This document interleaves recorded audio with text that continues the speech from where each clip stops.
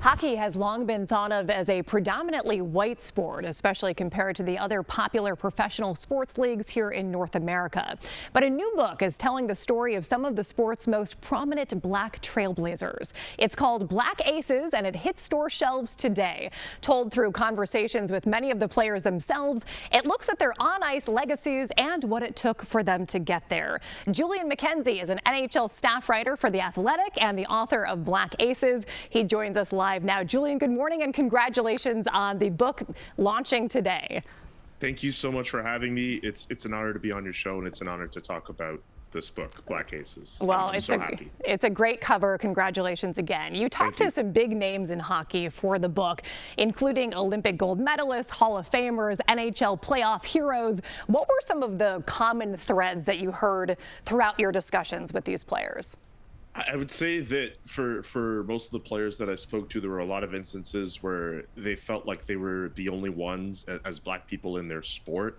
And a lot of times they were asked by maybe some doubters coming up, like, why would you want to play this sport? It's really just for white people. But I think as we've seen over the last few years, we've seen an emphasis on making the sport more inclusive, more for everyone. But also, if you look even farther, look into the 90s, the 80s, and previous decades on, you will find black people who have done great work in the game and have made so many great advancements in the sport. And even if there are dedicated chapters to certain players like a Jerome McGinley or PK Subban, there are still smaller stories for people like a Dirk Graham, who was like the first black captain in the NHL and the first black head coach who once upon a time played in Chicago. So yeah, I hope people take that away, that this is not just a sport where you could find only two black people in the history of the sport.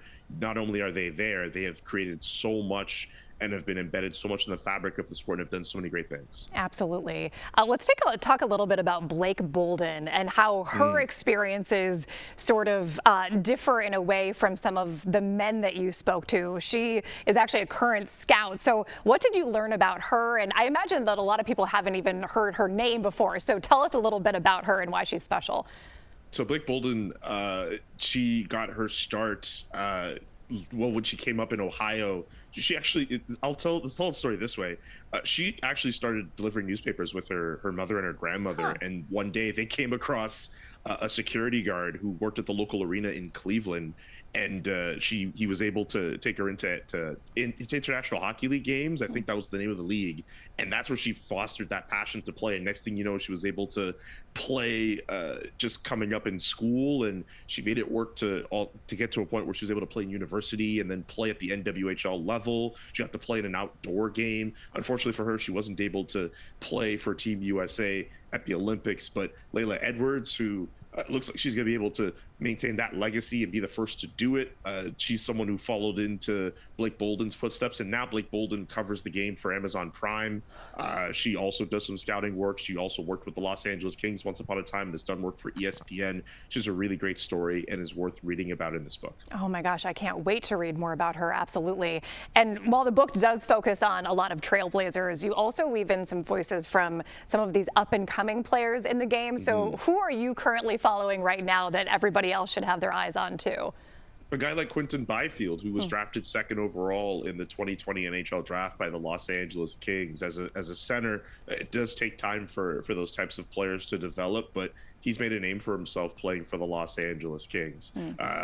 Another person who I think is also up and coming is Dante Abercrombie, who is currently working to create a men's hockey program at an HBCU in Tennessee, at Tennessee State University, and they're trying to be operational by this fall.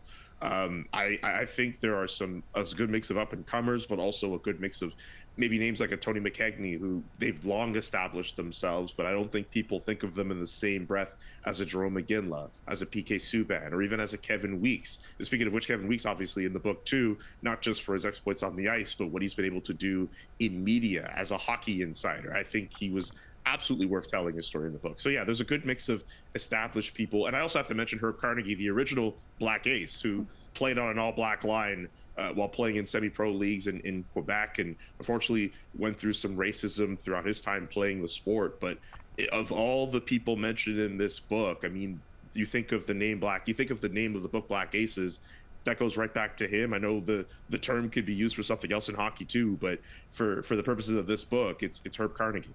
Absolutely.